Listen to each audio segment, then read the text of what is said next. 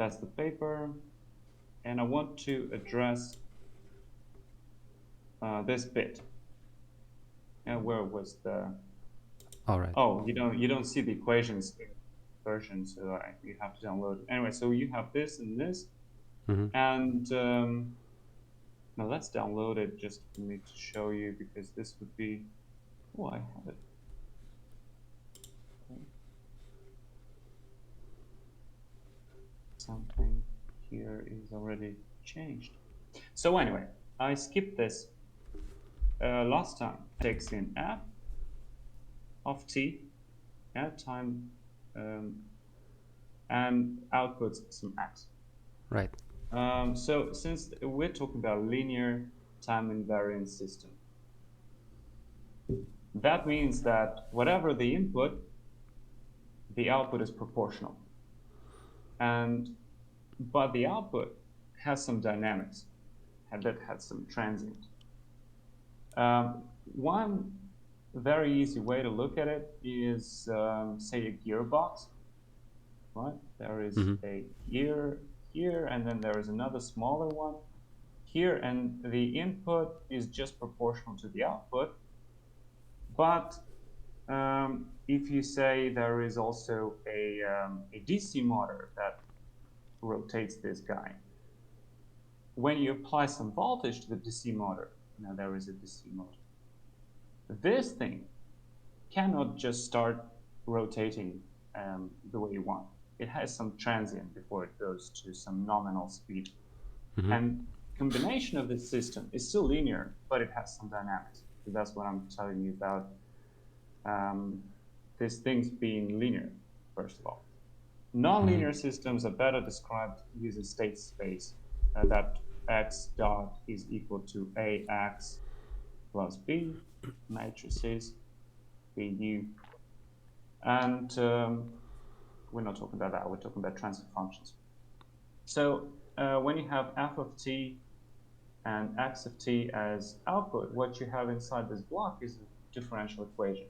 And we talked about that it's actually easier to go from differential equation, from differentiation and integration to just multiplication by means of Laplace transform. And how you do it is, if you remember, it would be ms squared by x of s. And usually they say that this is small x, this is big X for Laplace transform, plus bs xs, oops, x of s, plus k x of s is equal to what? Just f of s. So whatever the transform is, we don't care. Now you can see that we can take x out and fs. So what we actually want is we want the same block, but instead of functions of time, we want functions of s. So this block is essentially the connection between f of s to x of s. And that is 1 by ms squared. That's what I got to at the end of the last class, but I think I left the part how you get there out, so you might have some problems understanding. I just called this output and this one input last time. So the roots of this equation determine the response and the stability of the system. That's why when we were talking about stability some time ago, I told you that the systems like these are always stable if B and K are positive. This is just how it goes. Now, anyway, when you solve for the zeros of this equation, or this one, right, the characteristic equation, you find the solutions of S. And most importantly, you actually find which S's make this whole thing go to infinity. It means that the denominator is equal to 0, so the whole thing goes to infinity. These things are called poles. Things that make this function go to 0 are called zeros, and they are the roots of the denominator, zeros. We don't have zeros here, we have 1, but we have some poles. definitely, because there are S's here. So now what I'm trying to address is this third equation that you had here. Imagine that we have a block that, and now I'm just writing, or rather drawing in S domain, so don't confuse that. What if I have F here, X here, but then I have another block that turns X into Y. Now this block, number one, is F output, right, I'm sorry, it should be shit. The input is, all right, yeah, I'm sorry, the input is F.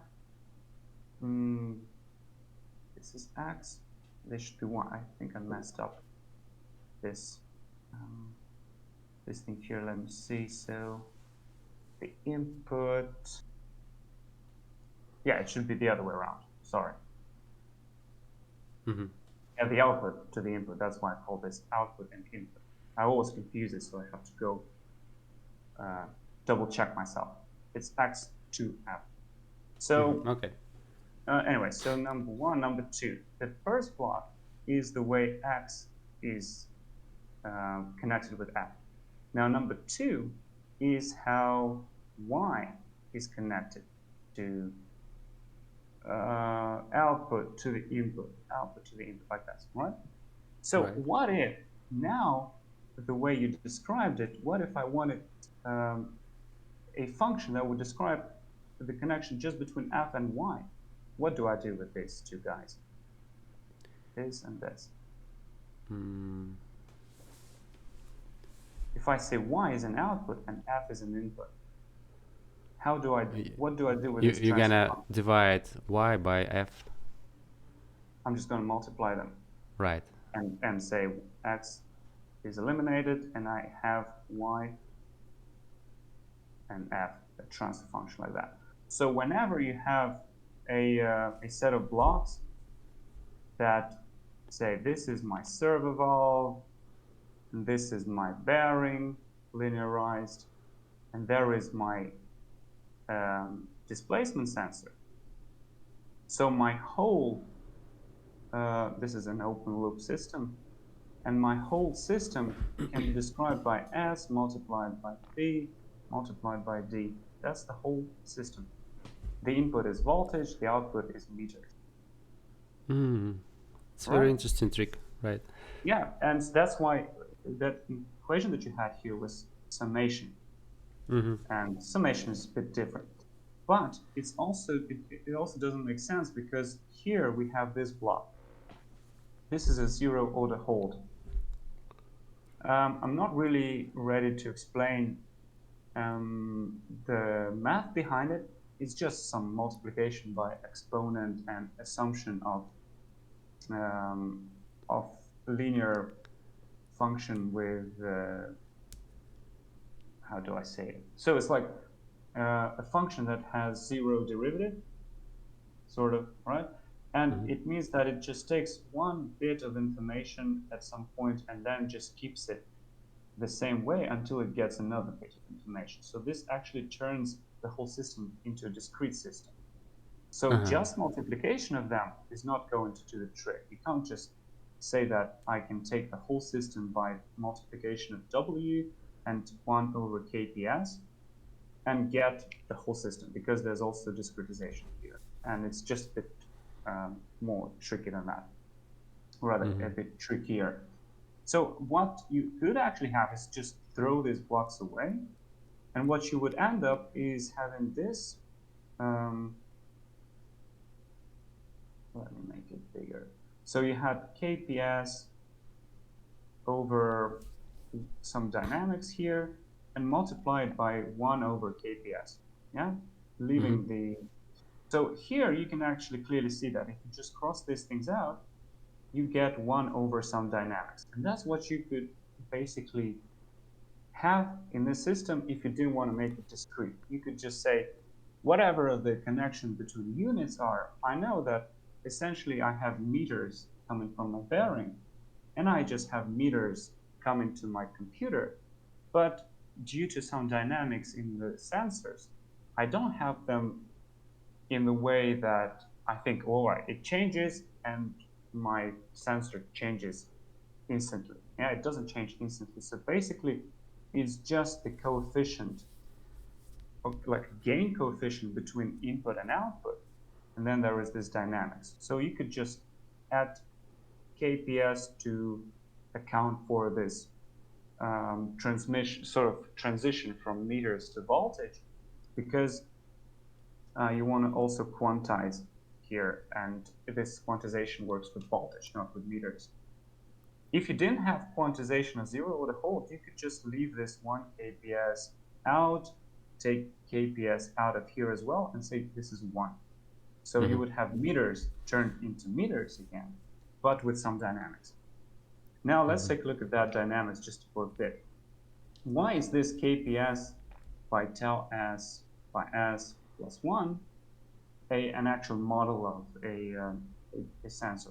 What is that equation? You don't have servo valves here, but servo valves, you would see that it pretty much is the same, but it just has ksv here and tau. The shape is the same. Now, what we talked about, there's this complex plane, S plane.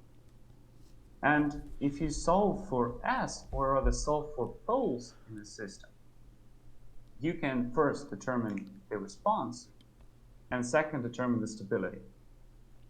How you determine the response?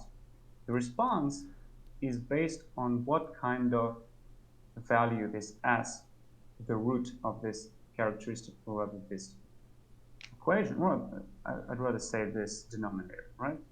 So what are the roots of it? The roots can be what? Real, imaginary, complex. Well, I mean real, imaginary, right? Positive, negative. So let's say that the response, or like the sum of all bits of response of a system, would be something like C. All right, it could be a sum of all the parts in it multiplied by E to B T. That's the response of the system, where P is pole. You can actually say S. But rather say P, because it narrows down for poles of the system. This is a homogeneous response of the system. That means that it has some components because of this pole and that pole. So if it has just one pole, let's say the pole is here. And for that, we're going to use some MATLAB. And let's say that, do you see MATLAB? Yes, I can see. Both of them. So let's say that we have -2 here. That's a real number. That means that the response of the system is some constant. Let's say it's 1, but the main part is here. It's e to the -2 at t, something like that. What is e to the -2? What kind of function is that? Let's say we have cs transfer function s. That makes MATLAB understand that s is not just a variable, a random variable. It's used to describe a transfer function. Now, if I say s is, let's say g, and now g is a transfer function that has a pole equal to -2. So how do we do that? S plus 2, right? This is a system that has a pole -2. So this, what is this response? What kind of function is that? This is a kind of decreasing function that decreases in time, right? Right, yes. Really fast. Well, Decreases. yeah, if you step this function now, if you apply some step input to this function, you would actually see that it goes to 0 pretty much. Well, if you look at it from the perspective of initial conditions, it would go to 0. But in this case, we want a step input, so it goes to not 0, but some other value, say 0.5 here. Quick trick, by the way.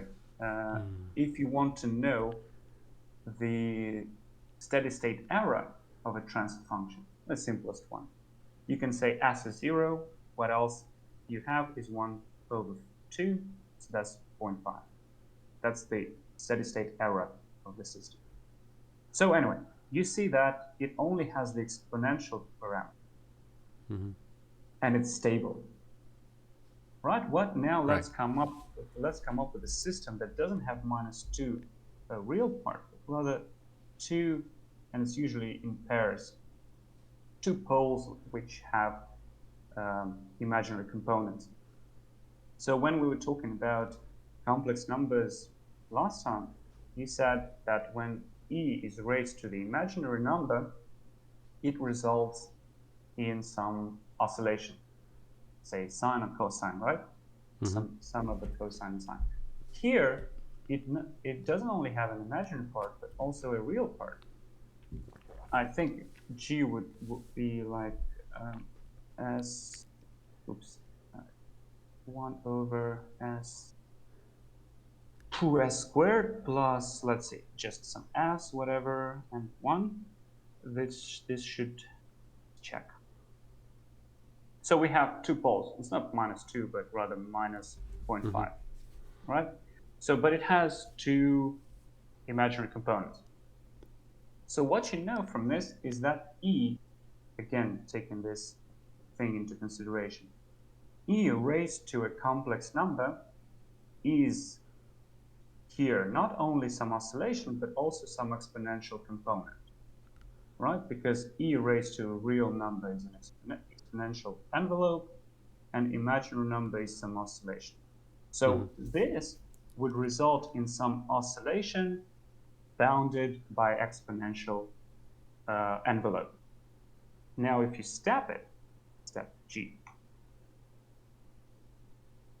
that's what you have, right? So if it has some oscillation, I think we could increase it by doing something like maybe 2s here. Step it again. No, I actually made it worse, but you get the idea. But yes. Still better. All right, this is it. So what you can think about it is that whenever you have poles in this part, whatever they are, the system will still be stable, mainly because this exponential component, if it's negative, it will always result in a stable system. However, there is this part, imaginary. Let's take a look at a function that only has imaginary components. That would be 1 over s squared, I think, but not really sure. Let's say g. Oops. G is equal to 1 over s squared. No, it shouldn't. Let me see. Yeah. Let's come up with something that has 0 real component and so it means that we can have, oh shit, it's harder than I thought. So anyway, you would just write pole g. Yeah, but I wanted to have imaginary components. So how do I do that? I think I 1 over s minus s squared minus 1. Let's say pole g. No. Oh, shit. All right, so it's harder than I thought, and usually. Okay, but I realized the main idea. So the main idea is that once you have poles on imaginary axis, it only has oscillation component. It is said that functions that have poles on imaginary axis are marginally stable. It means that they are bounded. They always oscillate, but they are bounded. However, you can imagine what if poles are here, right? Even if the exponential component here also is, you know that e raised to the positive number would result in something that would be unstable. G is 1 over s, let's say squared again, so squared plus, all right, let's say minus 2s, rather it worked with half, right, half s plus 1. Now if you say pole G, you would say that both of them are real numbers and they're positive. So that would have a rising exponential component, and there it is. Oh, So, terrible thing. yes, but it doesn't mean that it's not controllable. Just like 1 over s. If you say g is 1 over s, that's an integrator. We talked about it. So if you step g, that would be forever increasing, just like that.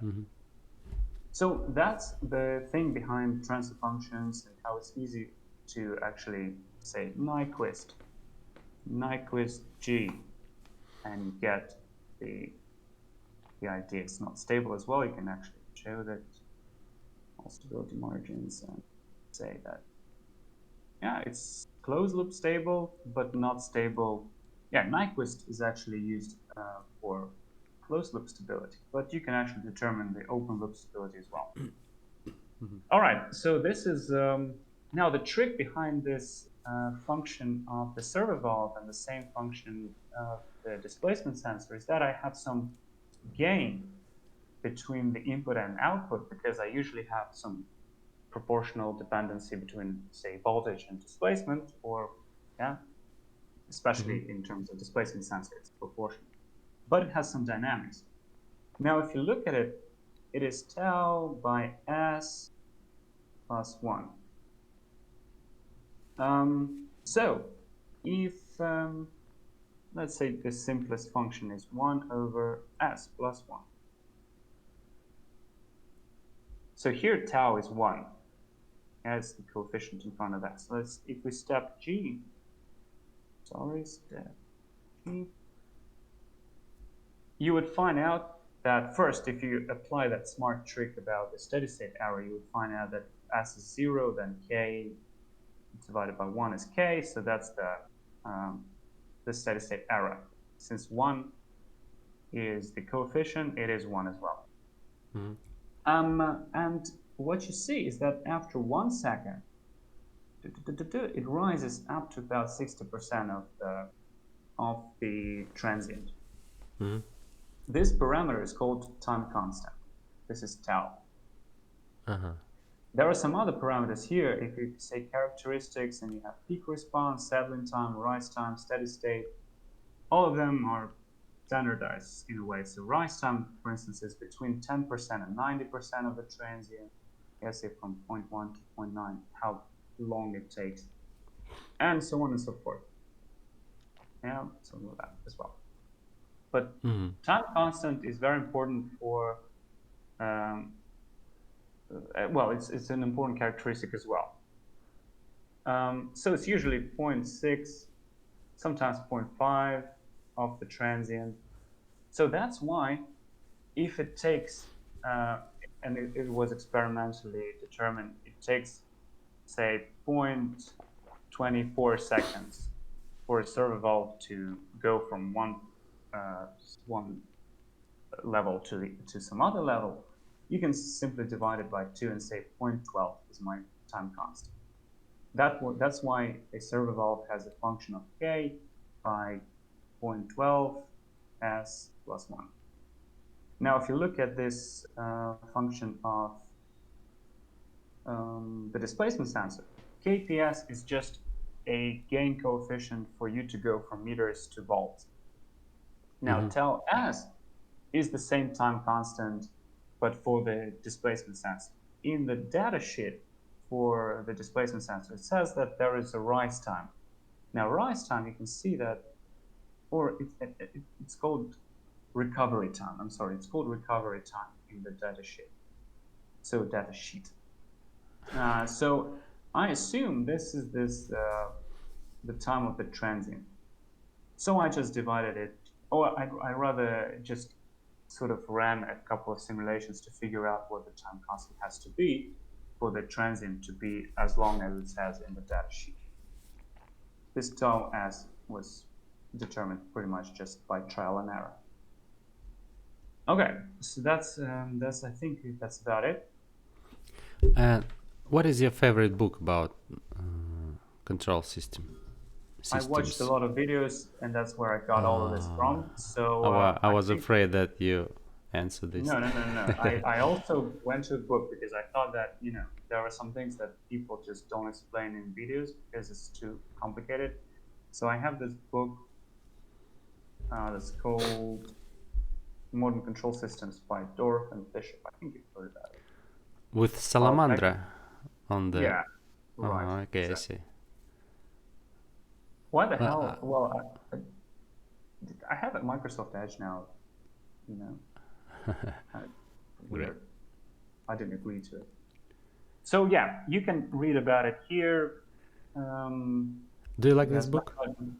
Well, I only like it for the performance of feedback control system, the stability, and there is robust control system bit here, and it just tells you all about this sensitivity and performance indices that.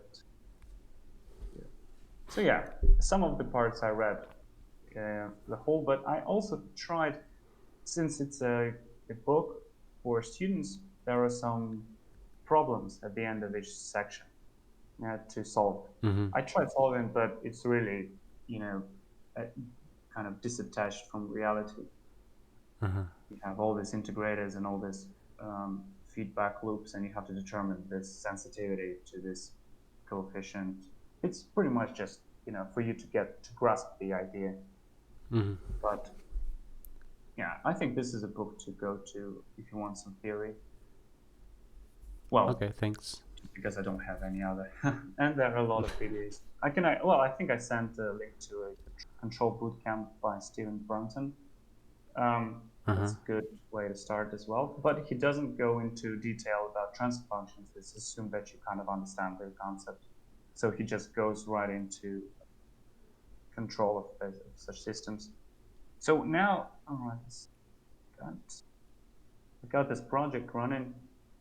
I think, oops, what's happening?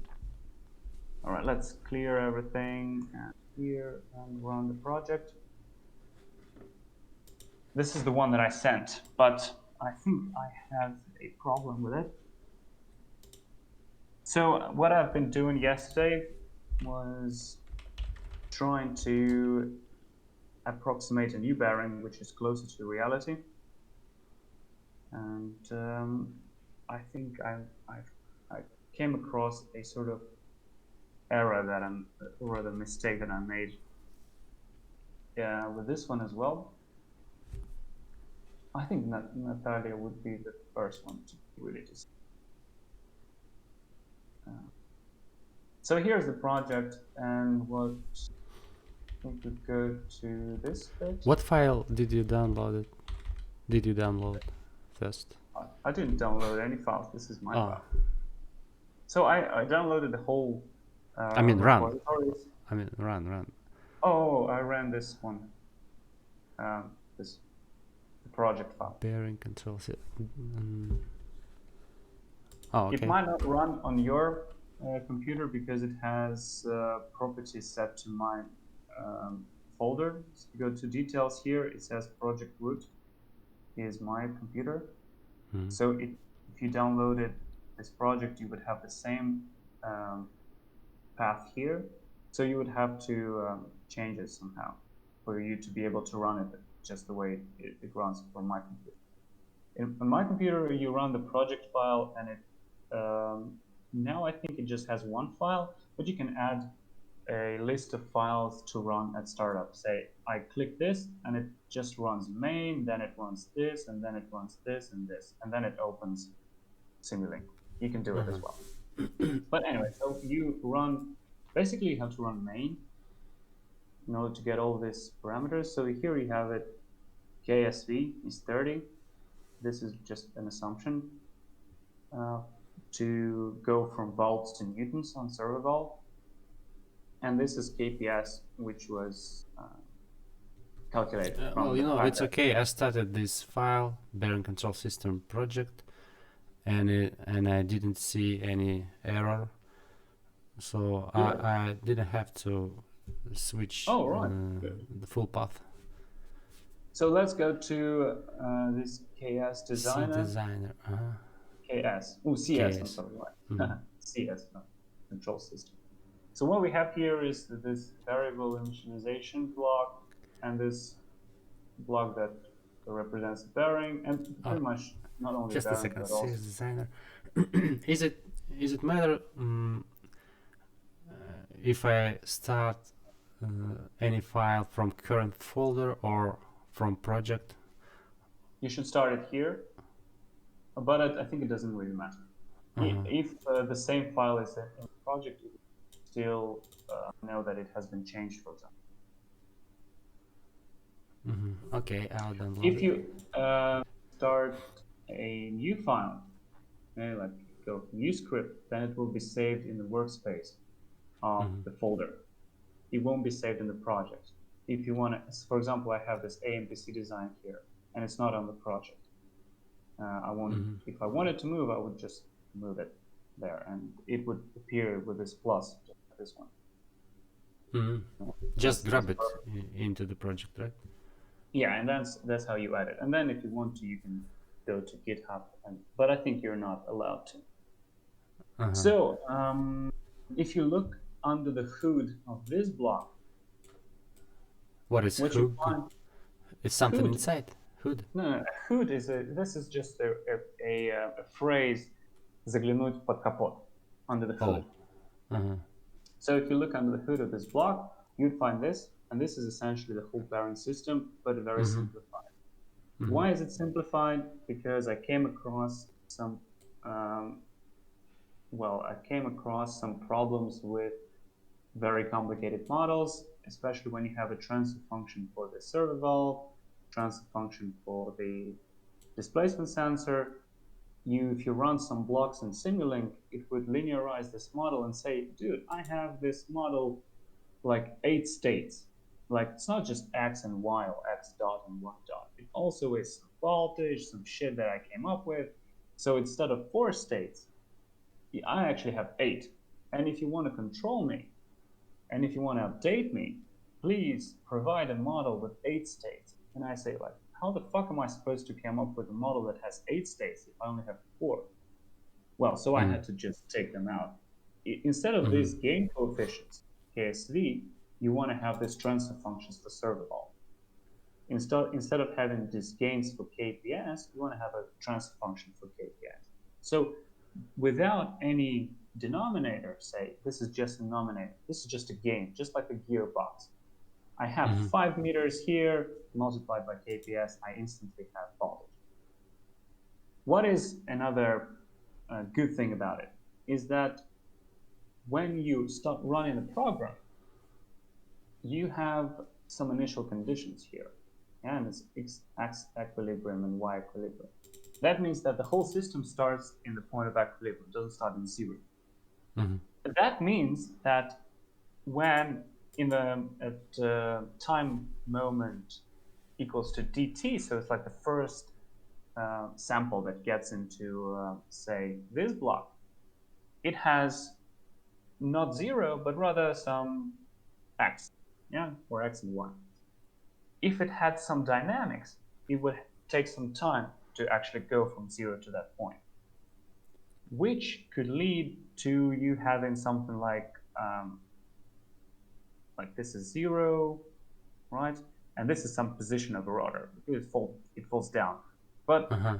you just say, let's start here, and it goes here. Right. But your displacement sensor goes like this, here. So your control system says, whoa, I don't like this. I don't like this transient. I want to increase the gain here. Let's just pull it down. Mm-hmm. So in order to avoid this strange effects, especially, they're not really realistic, I just decided to simplify all of this into gain coefficients. However, if you go to the bigger program, it has all this dynamics here, Mm-hmm. and we can check how your system actually responds to that. But to that later. So there is, and under the hood of this is there are two differential equations. They are solved in terms of meters, so absolute values. In order to determine the force components of the bearing, you run the state vector through the neural network that approximates the reaction forces. You want to also amplify them because they are in microns. So in order to find connection between microns and newtons, you have to connect across, say, 8 powers of 10. You don't want to do that. So in order for them to be closer, you want to amplify them and say this is about 100 and f is about 100, and it's easier for the neural network to converge to some good performance.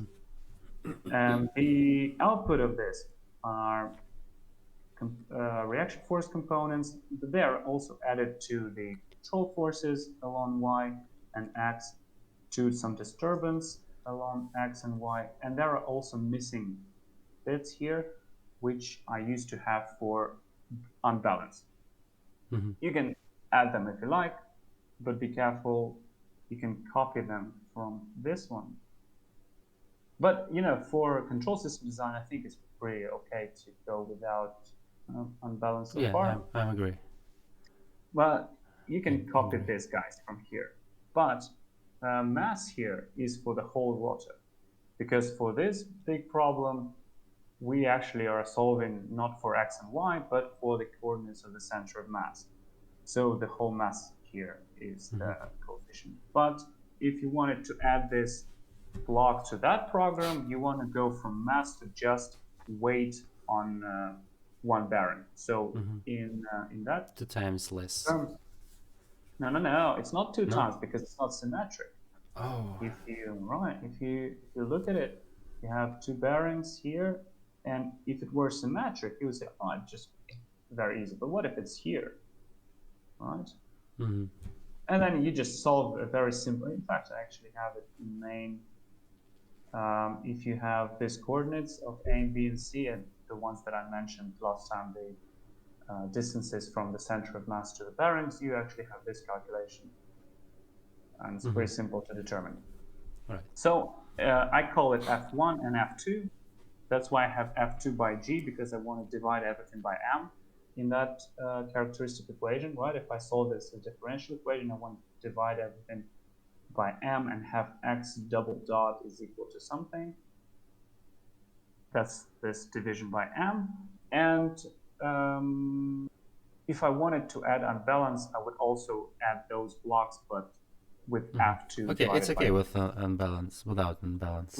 Right. So anyway, this is the solution of the differential equation, and the outputs are here: x, y, and x dot and y dot. Right, 4 states. We go here and terminate these two because we don't measure them.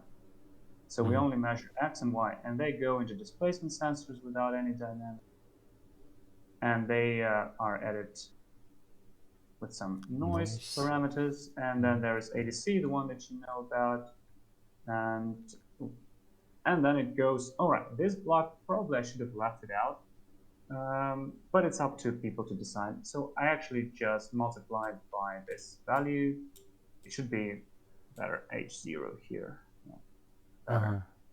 So I'm just going from minus 50 microns to 50 microns to minus 1 to 1. I want to know that it's inside the circle, and this also makes my control system not want to have gains for like 10,000 million of some amplification. I don't want to go from microns to volts. I want to go from 1 to 5 volts. Okay, but some control systems actually want your absolute values. All right. Yeah, the bad thing about it is that this system here, works with a bearing which is not realistic.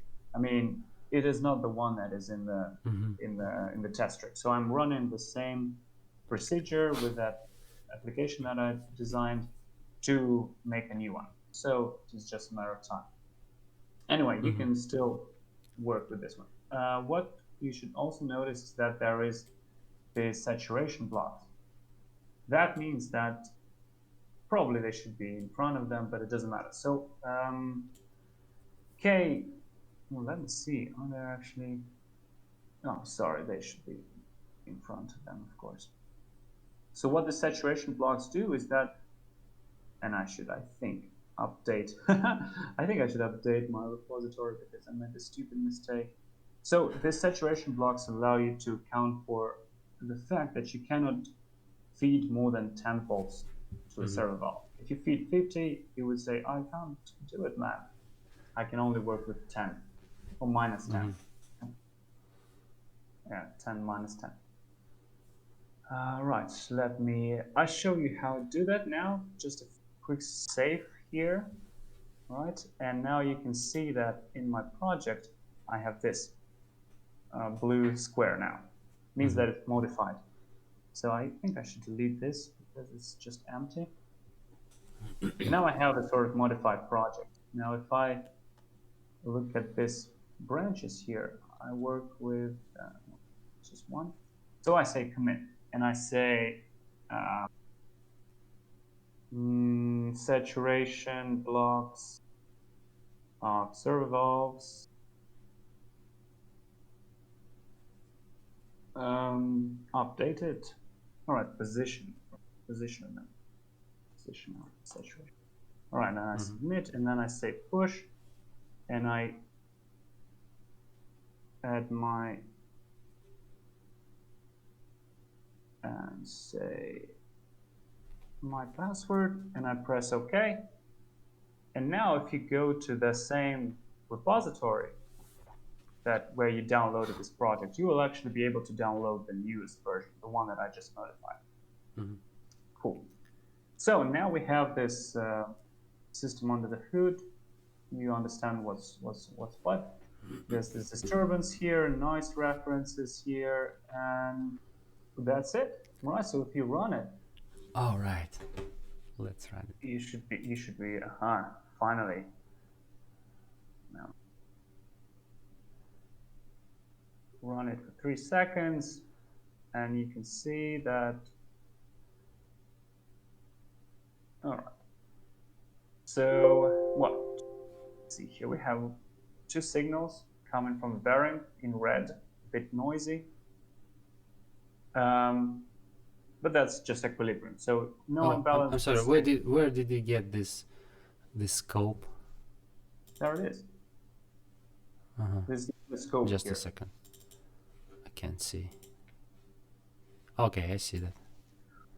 Yeah, you can run it. You can pretty much just.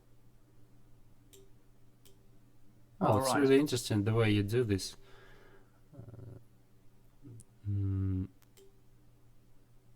I don't know.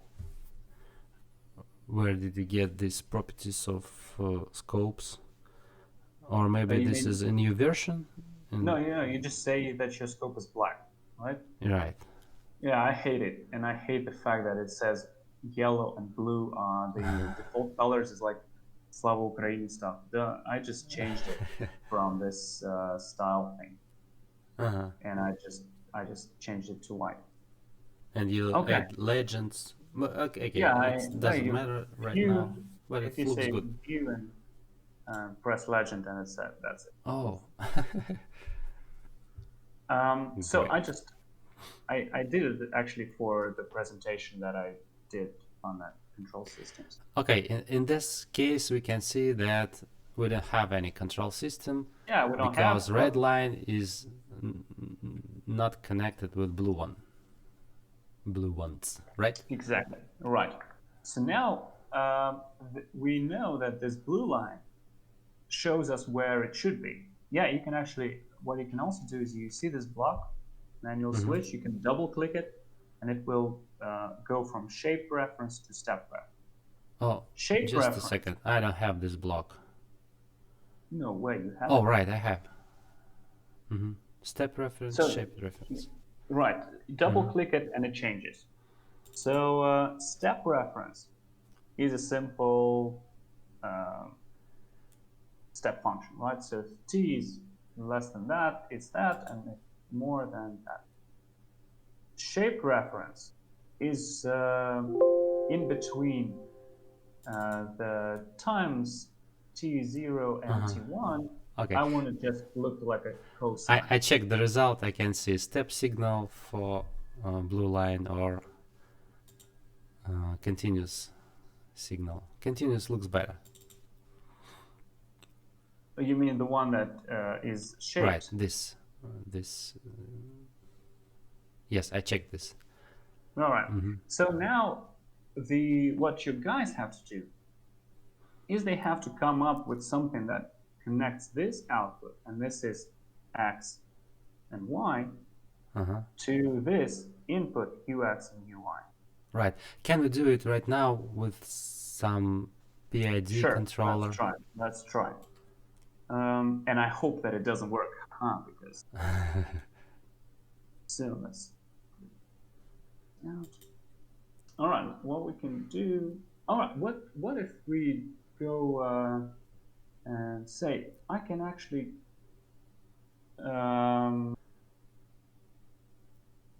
very easily. All right, no, let's do it. Let's do it. That's pretty interesting. So what I want is that I want a time. What's the time when it changes? Is all right. 1 second. So at 1 second, I just want to apply negative force on y-axis. Let's say 1 Newton. And I know that's going to work, right? Because y, if you look at it, both y and x are too high for that. So I want to just go negative. All right, let's run it. That's called open loop control. All right. No, ooh, look. Well, shit. What's going on? So what you see here is that I only applied control force along y. It has some transient, but you can see that both of them are affected. That's due to this cross-coupling in the variant. So it just happens that I came up with a really good control. Yeah, right. I can actually, well, you see now that I will start tuning. If I say, all right, y has a very big error, so I might want to go not with 1, but say with 1.5. And I might get the y result better, but I would fuck up the x result. Yeah, I would eventually, when I come to y actually equal to minus 0.5, I would have x somewhere down below that 0.5 here as well. So that's the problem. All right, I say I can solve this problem by actually going y a bit more, minus 2, but I actually want to go with x and counter force on x, because I see that it's actually going below that. If I increase y, it goes below. So I want to maybe increase it in positive direction to kind of counteract that. Let's try that. All right. Well, nah, it doesn't really work. So it's not that simple.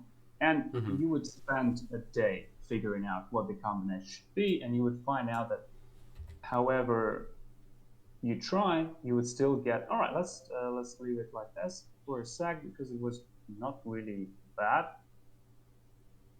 especially when you set some margins. That's also like good. So we probably should start writing the Q1 paper here. Right, let's say shape reference here, right? What if I know that it's actually better? There's a book by some guy who said, there's a book called Optimal Reference Shaping. So this I call it just because I made some sort of shape of the reference. It's not optimal. But what if we know that this is optimal? We say that this cosine thing is a really good idea, but our system still says, fuck off, I'm just going to say 1.5 volts on the Y. That's it.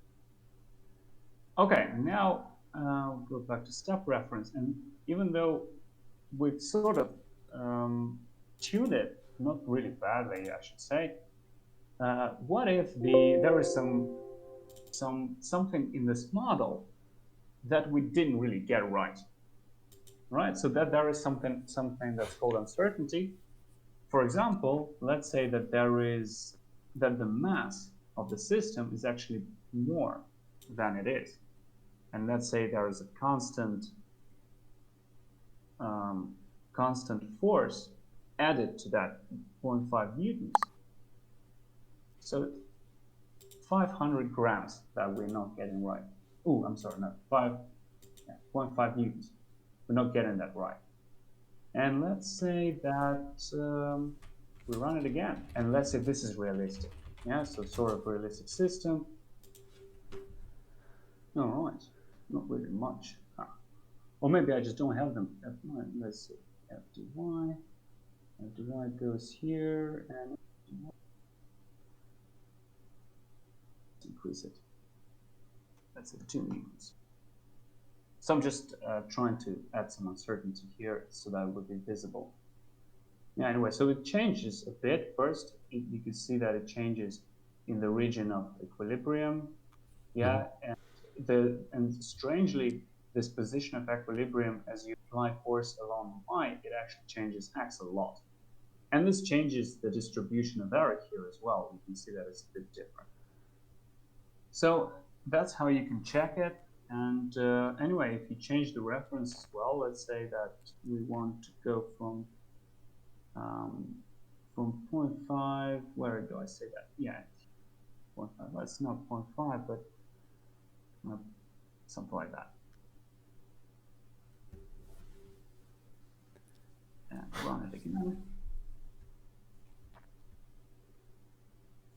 Again, right, so reference changed, but the control system, pretty much, I think for you already see that it's just the bad side of open loop control. So let's talk about closed loop control now.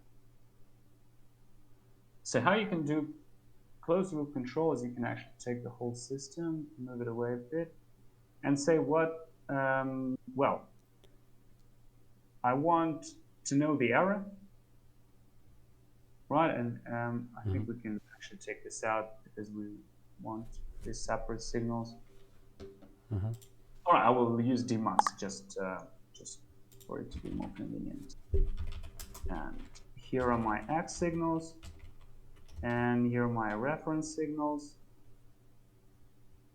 So all right, let's go with PID. We want to add a PID controller, and so what we do is we have a sum block. Right, and excuse me, I didn't get it about second demux block lower. Sure. What is it for? We have one signal. Oh no, we have two signals, right? Yeah, right, yeah. Right. We have mux here, so we have to demux for them to be. So we get it. All right, so I'm trying to figure out the sign. Oh no, fuck. Minus plus. So we want to take X reference minus X position and go to PID, and that will be PID X. All right, and we go to X here, and the same thing goes to Y.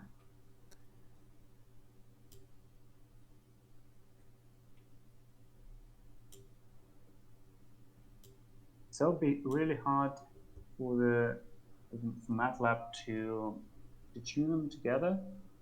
The only way you can do it, as you probably know it. Well, first I'd like to switch to discrete time because it should be a discrete controller. You can see that the formulation is not in terms of at anymore, it's in terms of sat. And what you can. Oh, just a second. I missed the title of the block. There are too many PID controllers. Did you take first one? Just so PID controller? You go PID here and the first one. first one PID controller, and then you switch on discrete time, right? Discrete time, yeah. Discrete time. Apply. Okay. All right, so there is this tab here, input saturation. You can also apply that saturation that we applied in this block here, and say that it shouldn't be more than 10 or less than -10. So it's pretty much the same thing, and you would have this saturation sign. So they're both tuned for 1-1. So it's one for proportional gain, one for integral, zero derivative, and the same thing here. Yeah. So let's run it. Let's see.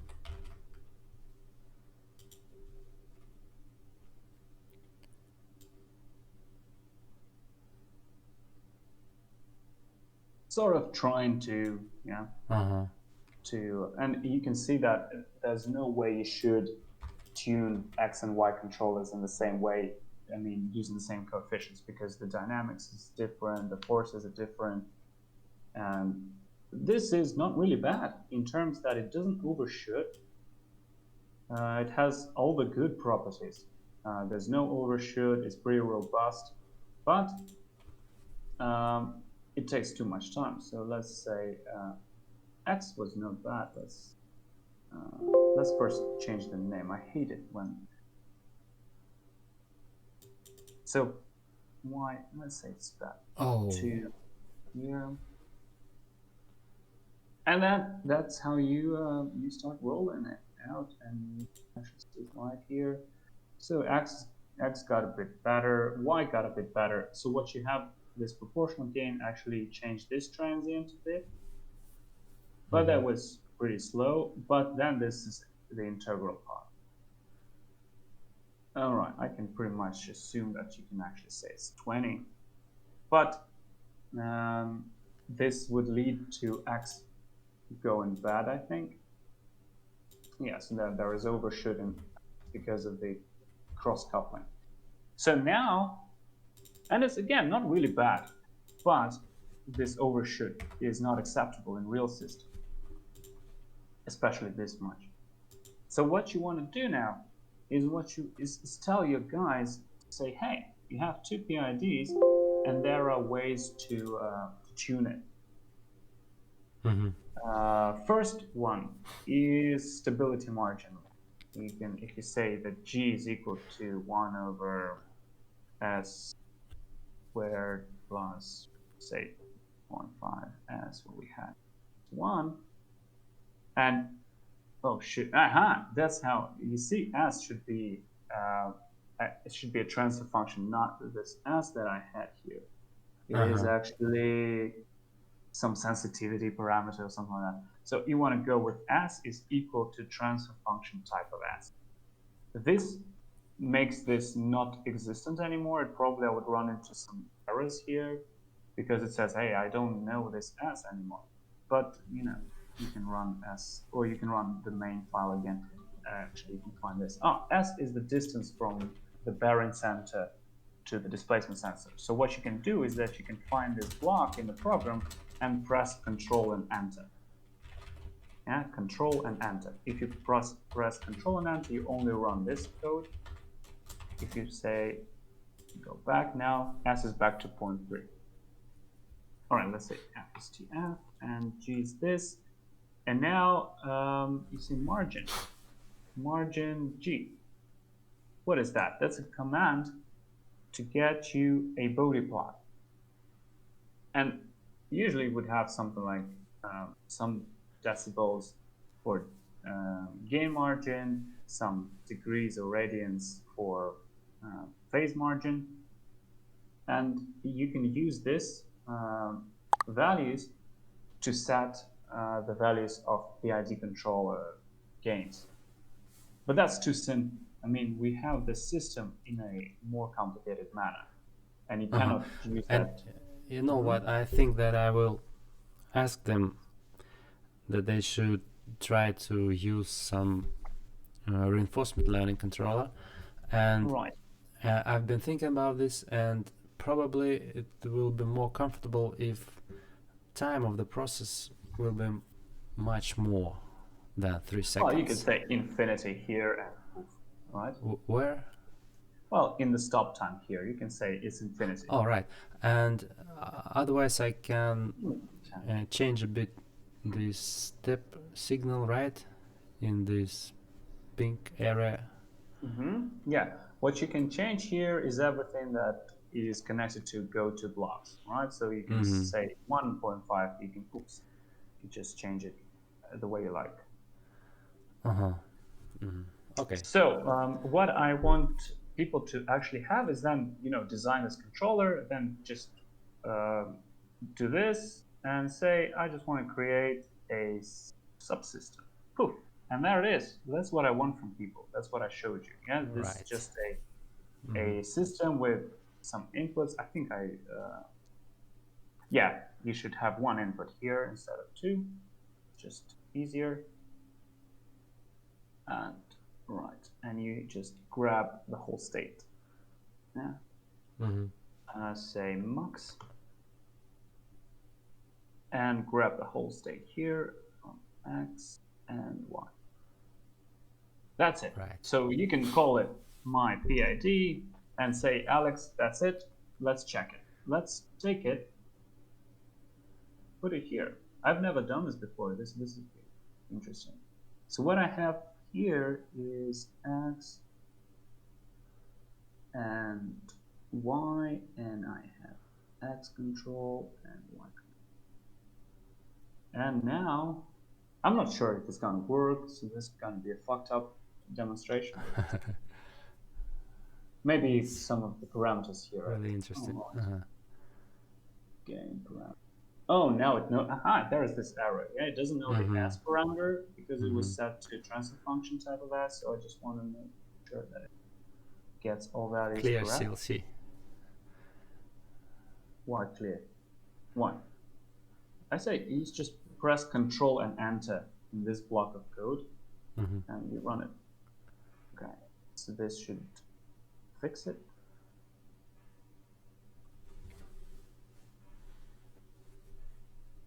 All right, now we have some. Oh, right. So I need to make some changes. So I have two. Yeah, I want two signals in order to demux them, but I actually get one signal from X, and I don't have any reference. So, all right, this was a stupid idea anyway. Okay. You have to put that reference signal shape in as well. Yeah, this is why it has this warnings, because it's not used. Yeah, we don't use it so far, but okay. So anyway, this is it. Instead of this PID, what you can do is reinforcement. Oh shit, reinforcement. How do I find it? It should be. The last time I tried showing, there it is. Oh, right. So I don't want people doing this necessarily, because it is like, like that thing that I told you about. It's like just using something to do something else without any. So what we have here, this is the first time I am actually opening this. So it has some environment, and this environment is all this as far as I understand. So your action is this vector, ux and y. Your observation is this vector, x and y. Right. Your reward is something that you can say, all right, it's based on x and y and their integrals and their derivatives and whatever. All right. And it's done is just a Boolean thing to say when the simulation has to be stopped. So for instance, when it hits 1 or -1, when it diverges into unstable system. And it seems that you tried to use this block, right? No, it's the first time I actually. This is your first time? Oh. Yeah. No, I'm just, I guess I understand why these things are called the way they are. So reward. I suppose that is done is connected with penalty, but I'm not sure. When I think it's something like when it's too much, when the simulation has to be stopped. I think that's it. So anyway, that's this complicated thing about this block. The complicated thing is that this action has to go here, but where? Y or X or what? Yeah, No, this is what we will use the Ramon max might ask. as well. Yeah, I know. I'm just saying that, some people might get confused. There's one output, Uh-huh. but there are two inputs here. What? Uh-huh. So Right. I'm just saying, you don't use this just because you know there is reinforcement learning here and I want to use it. Mm-hmm. Oh, But this you is can do whatever very you wish. interesting. So do you have any questions? This is about the whole thing, the whole program. Uh, well, it's pretty clear. I suppose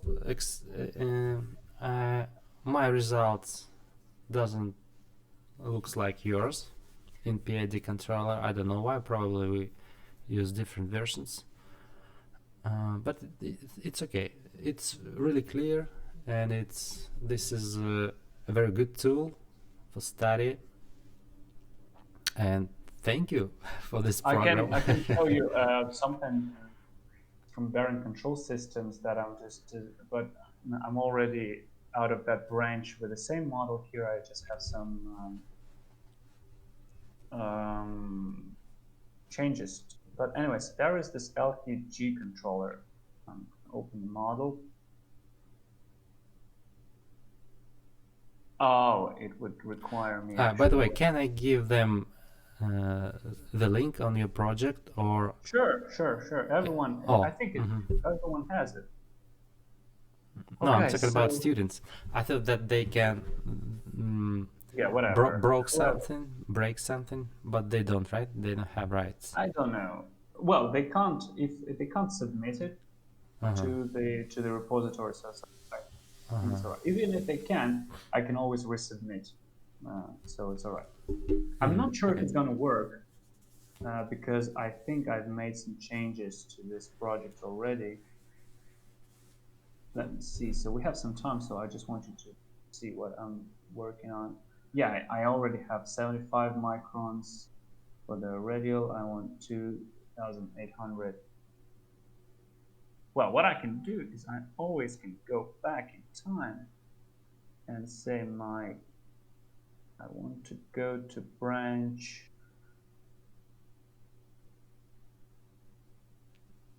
Oh, I think it's this one.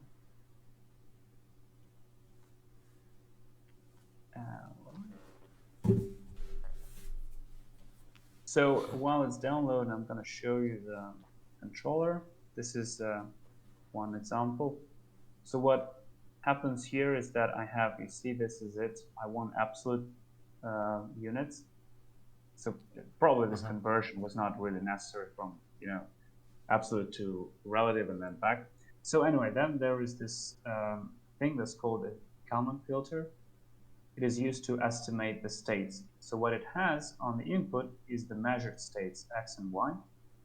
It has the states that are not measured, and they're zero, yes, the velocities. It has the input of this vector state vector, and the control vector. So what it does, it actually says, well, I know what the system response was, say, in the previous time step. I know what the control signal is now, and I know the measurements, so I can predict the state of the system at this point of time right now. And what it gives me is this x hat. It's called x with this little hat on it, and y hat are pretty much just measurements. But x dot and y dot are estimates of real signal, say in this case, velocity. I also have two references for x and y, and I have zero reference for velocity. I want it to be zero whenever the reference is reached. Then I integrate the error because I also want to have no zero state error. And then I add it all up to a very big vector of x dot, y dot, and then error integrals here. And I just simply multiply them by a vector k LQGI. That's all. Yeah, I want to go from absolute values to relative again for these values not to be great, say millions or something. And I just multiply that. And what it does, it just multiplies k1 by x hat plus k2 by x dot plus k3 by y by k4 by y dot plus k5, blah, blah, blah, blah. And we have a summation of the whole response, and that is called a full state control. And we just have two rows of control sequences of ux and uy. Is it works? Sure, yeah, I'm trying to show you actually. All right, I don't want to buy it. So, all right, and let's switch to this folder here.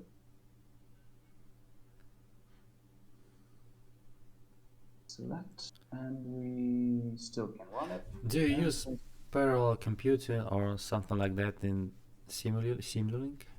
In the Simulink? Not in Simulink, though. No. Not? Just in MATLAB. Mm-hmm. What you also can use in Simulink when you do reinforcement learning, by the way, is that it essentially does a lot of optimization. So it runs the same model with different parameters. And now you can press this fast restart here. See? And it would not compile the model all the time. So you just run it. It compiles once, right? Runs for 10 seconds. All right, and then you run it again, and it runs again without compiling. Very fast. Saves a lot of time. All right, so let's see. All right, it says there is some problem, perhaps because of the name of the function. All right, let's see if I have the same parameters here. Right, all right, this is the actual project that I was working on before I realized that the Babin is different. So I have them here. All right, and this project has shortcuts here as well. You can add them to have. Yeah, because I opened it. Right, close it. I should close everything here. So I have this LQG that I told you about should work now. That's how it looks. And let's say, all right, shape reference. And we run it for 3 seconds here. And that's what it, oh shit. Error evaluation A. All right. Maybe not so good.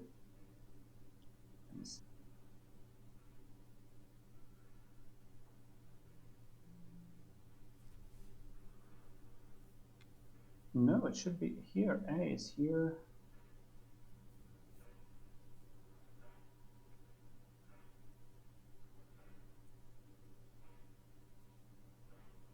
Oh, it's doing something. Wait. It's busy. All right. So let me see if it actually realizes this system.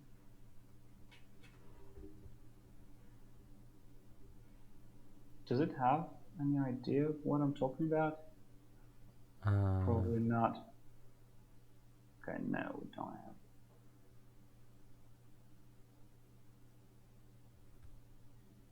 Okay, so let me check. We have a Kalman filter that has a system KF, and there it is, KFD. So if I say sys KF, KFDA, it would give me a matrix. So that should be all right. Let me run it now. Oop, running. And if you open this scope, you see some sort of transient. So it's better than that PID that we talked about, the one that we designed. You can see by the now I can see that the signals are noisy, and this noise is artificial, right? Yeah, the same noise is here, the one that I demonstrated. It's just that the scale is, but the noise is the same. Right, so what you see here is this transient that I was talking about. So it takes some time for the displacement sensor to get working. Anyway, then the tuning of this LQGI controller is also based not only on optimization, but on some trial and error, because for optimization, you have to set the weights, what you want to control, the position, the velocity, the integral, and that is always done by trial and error. or you can run another optimization technique and then another, and blah, blah, blah. So that's why I think it results in these transients that are not really aggressive, but again, they don't have a lot of overshoot and not really bad. Mm-hmm. Okay, the next thing that I can show you is this model control, model predicted. Now, again, you can see the same structure with MPC block. You cannot open it because it actually is the one that's inside. And there is this MPC controller that I designed. So the design of this controller is based on me just showing it what the model is here and allowing it to linearize it around some fixed point, and then setting up the limits. Say I can't control server volts for more than 10 volts, and I don't want to, I want to control X and Y, and I want the error to be as small as possible, and all that kind of stuff. So now if you run this, oh, Christ's sakes. Oh, you cannot resolve implicit current. I'm sure it should be here. Right, that's one. Should add this. So you see there are some files that are missing, so you can actually add this file here. Mm-hmm. On the startup, you say startup shutdown here, and you can see that it's actually here already. For some reason, it didn't run.